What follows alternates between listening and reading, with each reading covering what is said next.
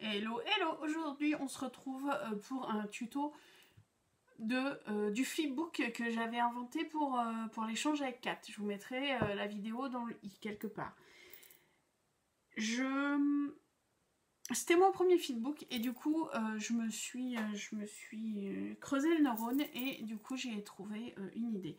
Donc, je pars d'une feuille 30-30, sachant que je vais vous donner les mesures que je fais là. Mais ces mesures peuvent être très bien adaptées en termes dépliage pour créer les premières pochettes.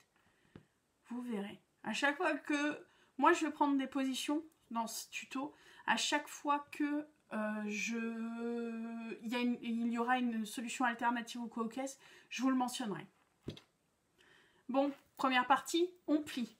Donc, j'ai pris une feuille 30-30 du bloc...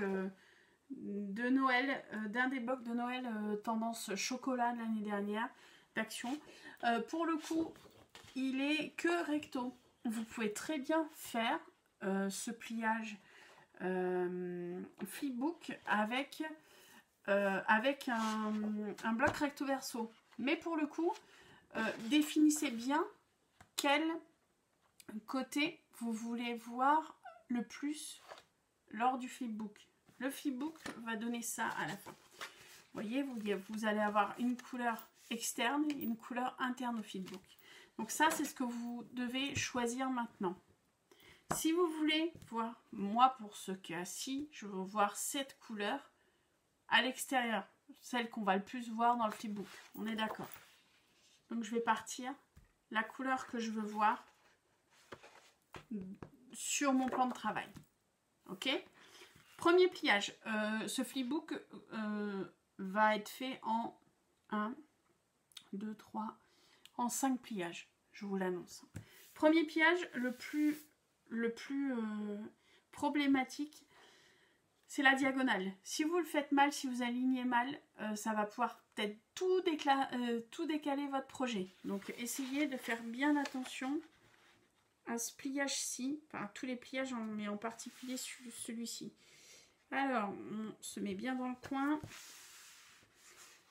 On se met au milieu doucement. On n'appuie pas trop fort. On ne marque pas trop vite le pli. Parce que vous allez voir, ce pliage central, il va être vraiment maltraité pendant tout le tuto. Donc, on va pouvoir le marquer un peu plus au fur et à mesure. Vous allez être comme ça. Ok ? Vous avez un triangle, vous mettez la pointe, le sommet du triangle vers vous. On va mesurer.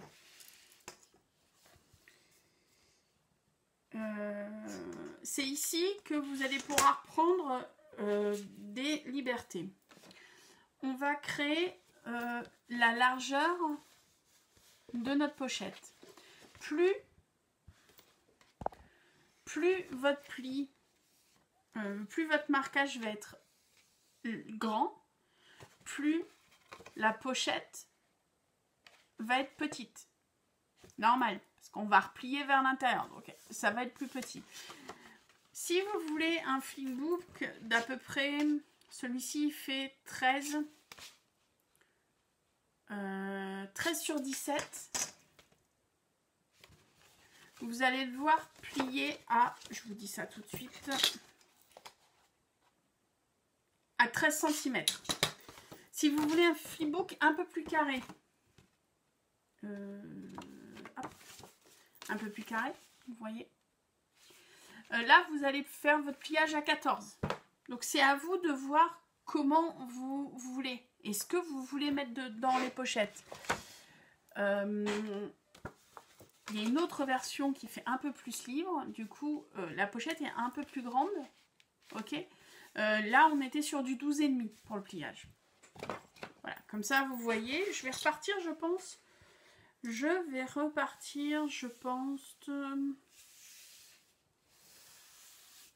Sur du 13. Le 13 me convient assez, il faut le dire. Donc, on fait une marque. Ok. Faites bien attention à prendre le repère au bout du pliage. Donc, j'ai fait une marque des deux côtés à 13 cm de la pointe. Okay. Et maintenant, je vais marquer les plis.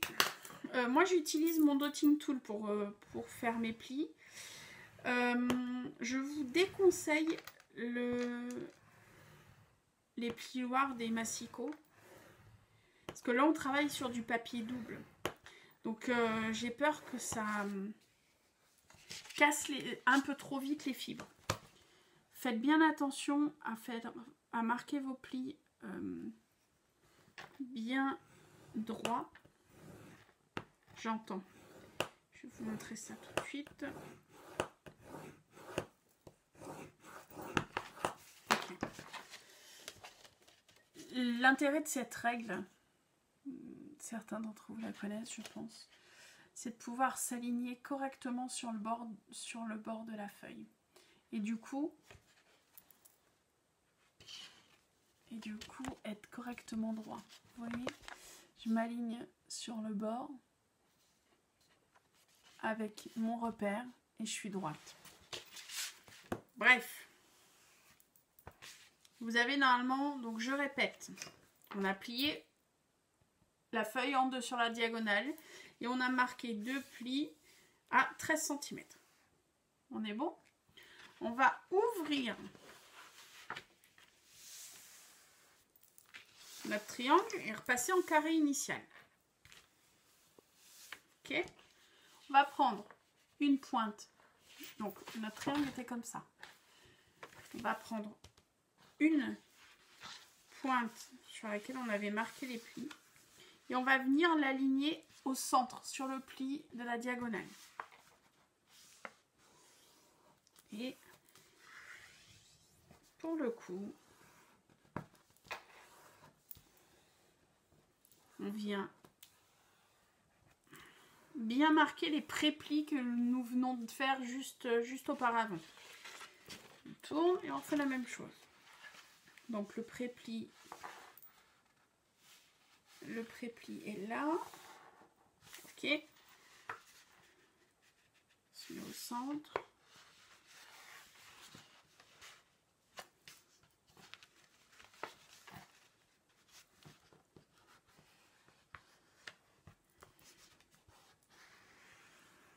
Voilà. Là, on n'hésite pas à bien marquer les plis de chaque côté. Ok. Ça nous donne ça.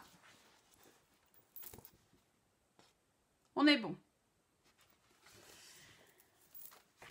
On va maintenant s'occuper des deux parties. Des deux parties là. Donc, soit à l'endroit, soit à l'envers. Là, pour le coup, le papier est très épais, très foncé. Donc, c'est plus facile pour moi de marquer, de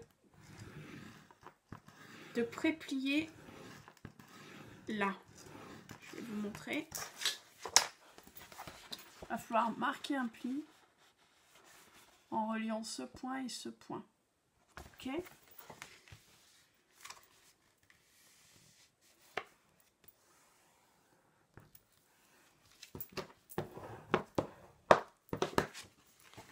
La même chose de l'autre côté.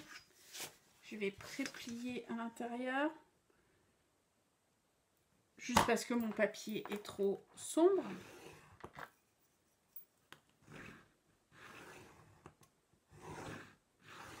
Ok.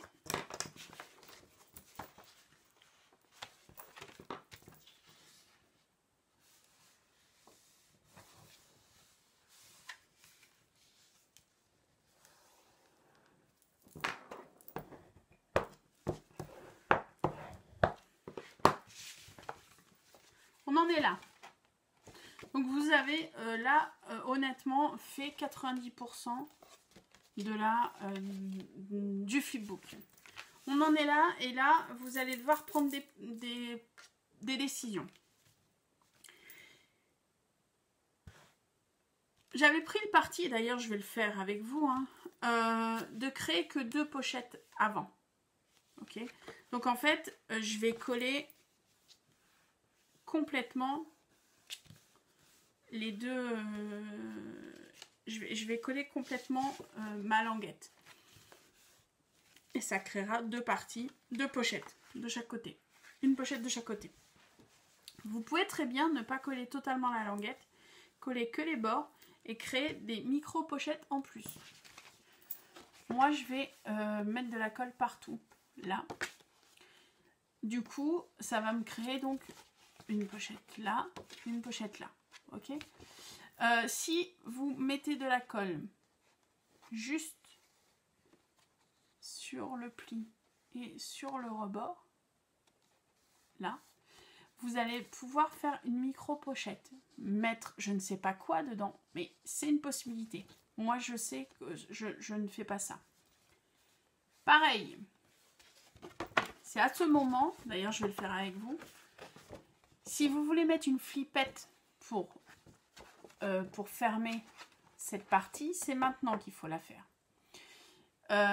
Comme ça, vous pouvez mettre votre attache parisienne, bien l'aplatir et ça sera propre. Si vous ne voulez pas mettre de flippette, comme je vais le faire dans la suite de la vidéo, si vous voulez coller, vous pouvez très bien coller juste le bord, ça vous fait une pochette supplémentaire, ou coller juste là pour glisser quelque chose.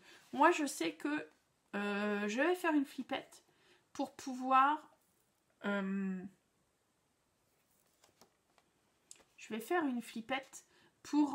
pouvoir soulever et mettre des choses en dessous. Donc voilà, moi c'est mes partis pris. Je vais utiliser des embellissements bois pour faire la flippette. Alors j'ai pris un peu le... Comment on appelle ça? La mesure. Je cherche mon pic.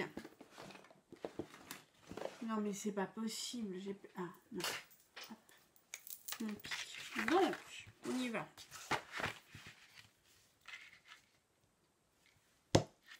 Voilà. Voilà. De l'autre côté, on a dit à peu près ici. Voilà. Donc là, la partie rigolote. Vérifiez quand même que votre brad, j'ai pris un tout petit brad, vous voyez. J'ai pas de tombe sur tout, donc ça, on devra faire avec celui-là. Vérifiez quand même que votre brad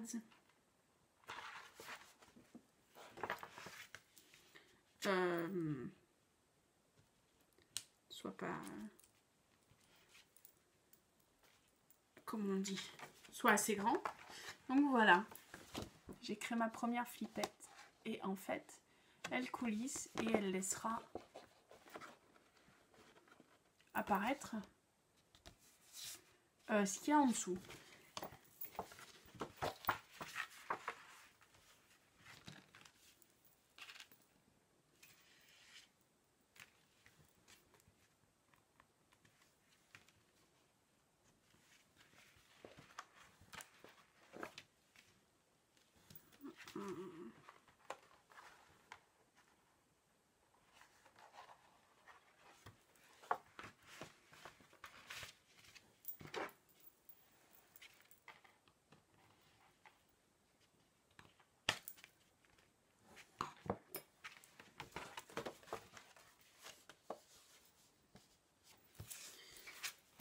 Voilà, donc vous voyez pourquoi je vous ai dit de mettre les brads avant. Regardez, là, rien ne se voit. Donc mais il nous reste plus qu'à terminer cette pocket letter. J'ancrerai après. J'ai ancré de partout. Hop. J'ai fait mes flippettes. On est bon. Il me reste juste à coller ce gros carré. Si. D'ailleurs, avant de le coller, je vais marquer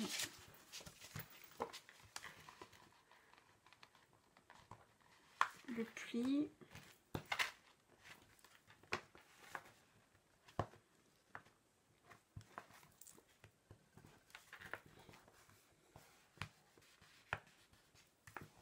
Ok. Et je vais coller. Il me reste à coller. Donc, là, ma colle. Colle blanche, vous me connaissez maintenant.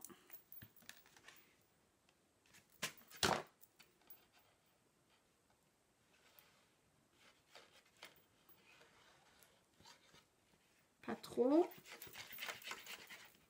Juste assez pour que ça colle. Vous pouvez le faire au double face si vous voulez. Hein. Moi, vous savez que je suis adepte de la colle blanche. On va enlever ça. Je pourrais en mettre un petit peu plus comme ça. Et voilà. Donc,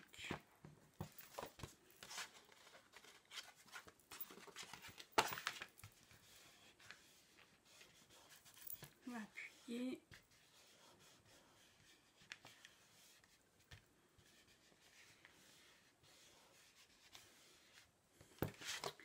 Donc, comme je vous le disais, moi j'ai pris le parti. Et pour l'instant, voilà. J'ai pris le parti de faire la pochette comme ça. Vous pouvez très bien faire des micro-pochettes. C'est vous qui choisissez comment faire quoi en fait. Ce tuto de Pocket Letter est vraiment évolutif. C'est à vous de le prendre en main et c'est à vous de décider ce que vous voulez faire avec.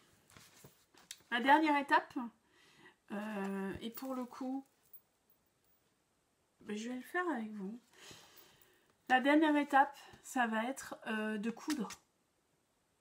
De coudre cette pochette dans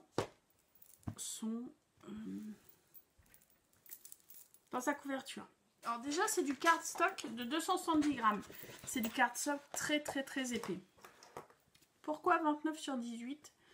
Parce que, on est d'accord, Flipbook fait 17. Donc là, je vais être à 0,5 de chaque côté. On est parfait. Et je veux être à 0,5 sur le bord aussi. Donc on est parfait. Donc 13 plus 13, ça fait 26. Plus 2 fois 0,5, ça fait 27. Et pour le coup, j'ai coupé 29. Ça va nous faire une tranche de 2 cm. J'ai hésité à faire 1 cm, mais la dernière fois j'avais fait 1 cm et suivant ce que vous mettez dedans, ça peut exploser le flipbook. Donc je me dis que tranche de 2 c'est pas mal. Donc on va marquer les plis. Ici, si vous avez un massicot, utilisez le massicot. Le premier pli va être à 13,5 en partant d'un bord et à 13,5 en partant de l'autre bord. Jusque là ça va. 13,5.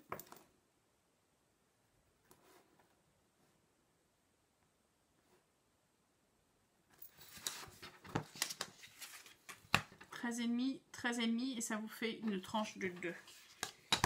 Moi je vais faire rapidement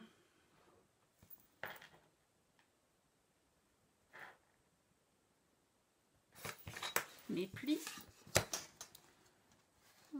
Si je vois là.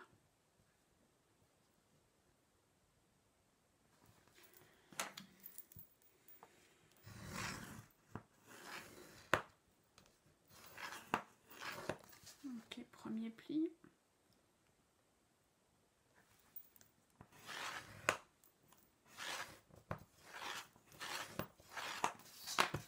Et le deuxième pli.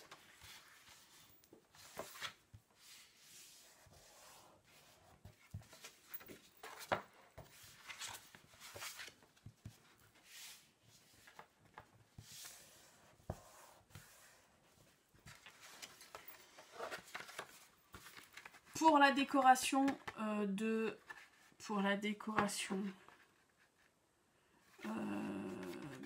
de cette couverture, je ne vais pas la faire avec vous. Je pense qu'on est tous assez grands pour faire une décoration de couverture. N'oubliez pas que si vous voulez mettre un ruban, de le coller avant de mettre la décoration. Sinon, ça va poser problème. On est bien d'accord. Moi, avec vous, je vais faire...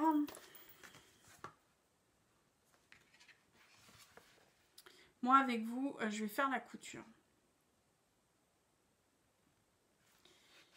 Même que j'ai fait une bêtise, parce que là, on est...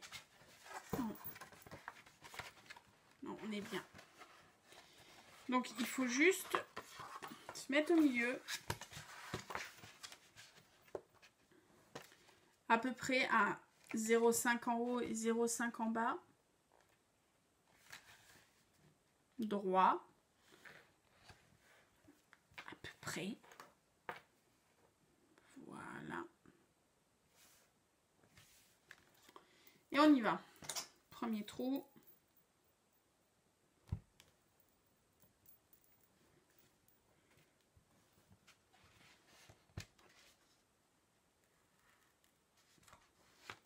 Là. Vous pouvez pousser le vis, hein. Vous pouvez pousser le vis à mettre des œillets si vous voulez ou quoi ou qu'est-ce.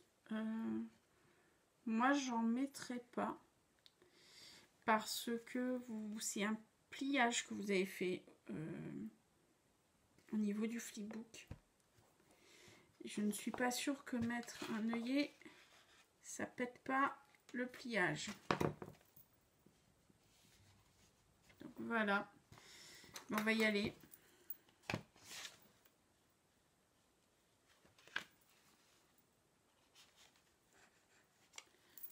Hop.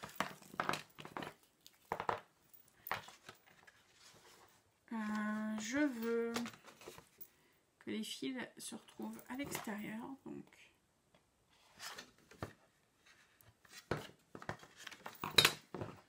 on y va.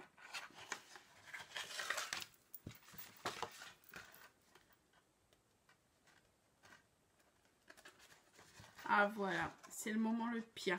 Vous allez me dire, mais pourquoi tu prends pas une épingle? Mais parce que je prends pas une épingle, parce que c'est horrible les épingles.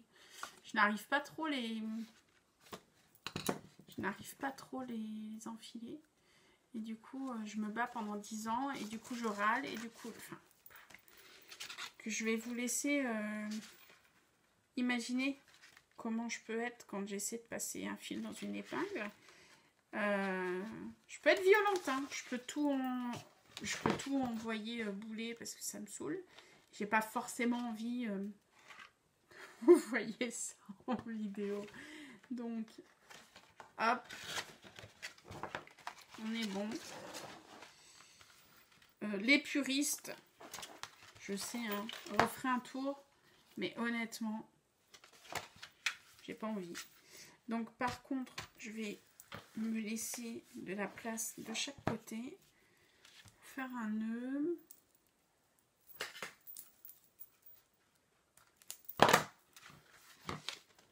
Voilà, toi.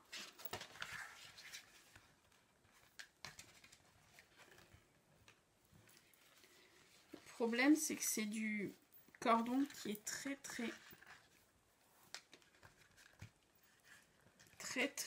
difficile à travailler.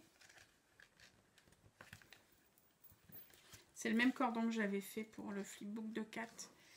Et si on tire trop dessus, ça déchiquette énormément. Voilà, votre flipbook est relié. N'oubliez pas que, vous voyez, heureusement que j'ai... il faudra mettre un ruban. Il faudra de toute manière mettre un ruban. Ça fera un petit livre. Vous pouvez très bien, quand vous ouvrez votre flipbook, faire une pochette ici et une pochette là. C'est à vous de voir. Mais en tout cas, j'ai envie de vous dire, tout est là. C'est à vous de le finaliser et c'est à vous de vous amuser avec. N'hésitez pas à vous approprier ce tuto, à à le faire avec les dimensions que vous voulez. Si vous vous amusez à faire des flipbooks, envoyez-moi une petite photo par email. Vous trouverez mon email dans la section peut-être à propos de ma chaîne. Envoyez-moi des photos de vos réalisations. Je suis curieuse de voir ce que vous allez en faire. Moi, je vais terminer ce flipbook. Je vous dis, j'espère... Hey Steph, petite parenthèse pour post-scrap. J'espère que tu es contente, Steph. Je t'ai fait ton tuto. Je t'ai fait ton tuto. Je vous dis à bientôt pour une autre vidéo. Je ne sais pas laquelle ça sera. Surprise. Comme d'habitude, je ne sais pas. Je vous dis à bientôt. Profitez, éclatez-vous, prenez soin de vous, surtout.